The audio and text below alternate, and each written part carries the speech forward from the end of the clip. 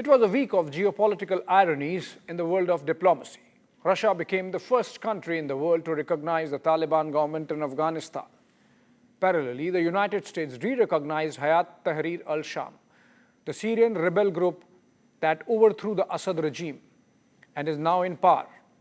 Its chief, al-Shara, was a designated terrorist with a bounty of $10 million on his head by the CIA.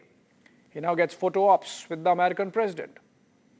Last year, Sharaa led a coup against the House of Assads in Syria, ending their 54-year-long run at the helm. This also ended a Shia regime that was aligned with Iran and hence seen as a pariah state by the mostly Sunni neighborhood. And of course, by Israel.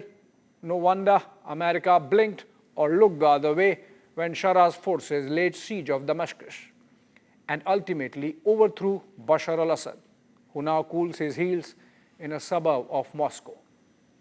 Meanwhile, Sharaa has completely realigned himself with the West, courtesy some push from the Saudis, of course.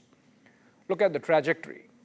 Before picking up the cudgels on behalf of al-Qaeda-affiliated Jabhat ul-Nusra against the Shia Assad regime, Sharaa had cut his teeth into armed terrorism with anti-American terror activities in Iraq in the early 2000s. He became a protege of al-Qaeda chief al-Baghdadi and earned the notoriety with the alias or nom de guerre of Abu Muhammad al-Jolani. During the second Obama administration, as the Americans decided to go after Baghdadi, a nimble-footed Sharaa completely distanced himself from his mentor, jettisoned the al-Nusra front, and morphed into a fighter against the Islamic State under the HTS. By 2016, Sharaa had cut his ties with Baghdadi and his entire network, and it was time to evolve further. For him, Syria had to be liberated from un-Islamic rule of a Shia-led Alawite Druze Christian hodgepodge to turn it into a true Islamic government.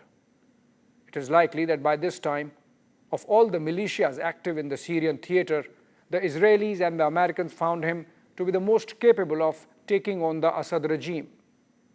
That's when the transformation from a designated terrorist, al-Jolani, in fatigues to clean-shaven al-Shara in dark suits was perhaps put in motion. In his first outreach that he made to the Americans through an interview with the PBS in 2021, he made it clear that his fight was against Assad and his Russian backers, and not the West. He even slipped in that he used suicide bombers only against Russian-backed militias, never against any American or European targets. One should not miss the choice of the platform. PBS is American public broadcaster, and it gave him a good 60 minutes of interview to build his narrative. He used the same interview to morph into an Arab nationalist, partly influenced by the socialist Gamal Abdel Nasser of Egypt. Par for the course as we are discussing geopolitical ironies here.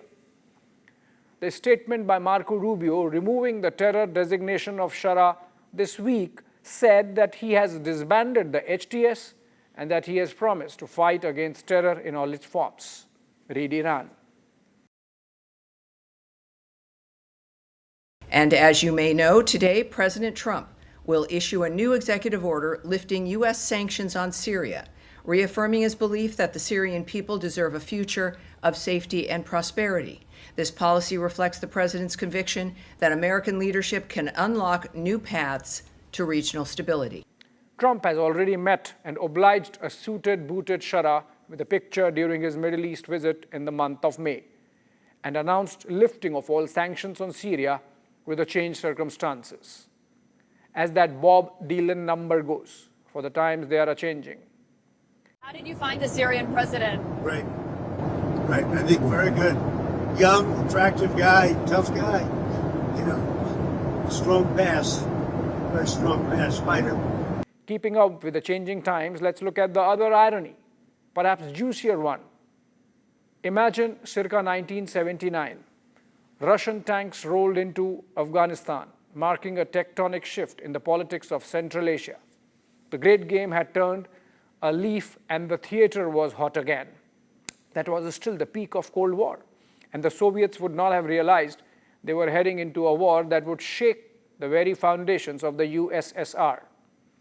By the time the Soviet invasion of Afghanistan wound up, they had lost 15,000 men and billions of dollars in national wealth, plus the wounds to lick, having been defeated by a ragtag militia of mujahideen, though of course trained by the ISI and funded by the CIA. The Taliban evolved out of that period, most of its fighters having fought the communist jihad as a creed. The godless Russians were the sole enemy in their world. USSR stopped existing a couple of years later. One would have thought the wounds would be deep. The Taliban regime in Kabul was a scar, a daily reminder of why the USSR became Russia, among many other factors. So when 9/11 happened, the Russians turned around, came out in full support of the Americans, and provided their airspace for American and NATO flights to go into Afghanistan.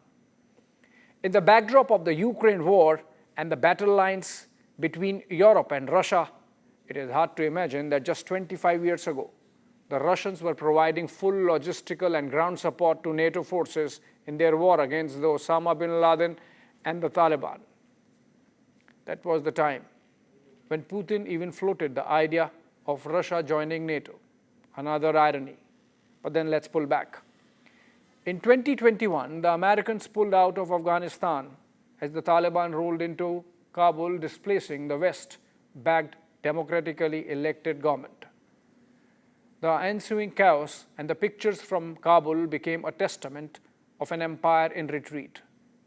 Like the Soviets then, America had wounds to lick.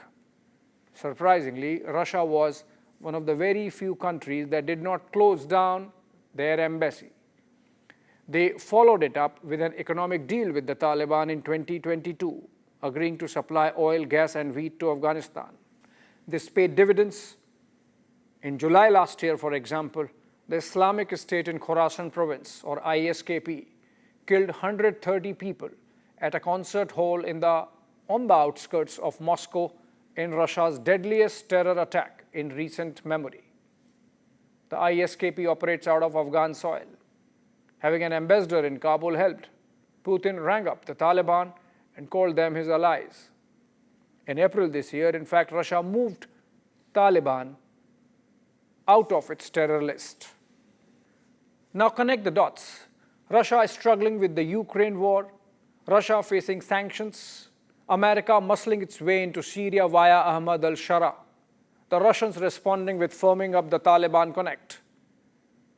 On their mind would also be an alternative access to the Indian Ocean via the North-South Transport Corridor and the Chabahar and Bandar Abbas ports in Iran via Afghanistan.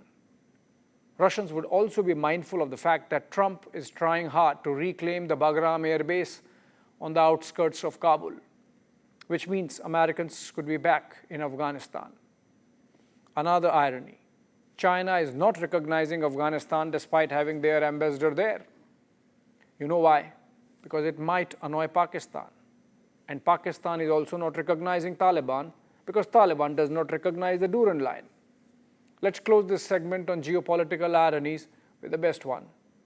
Also this week, Israel found itself in the company of Pakistan, with Benjamin Netanyahu formally recommending Donald Trump for a Nobel Peace Prize. Allah and Moses do come together. For times they are a-changing.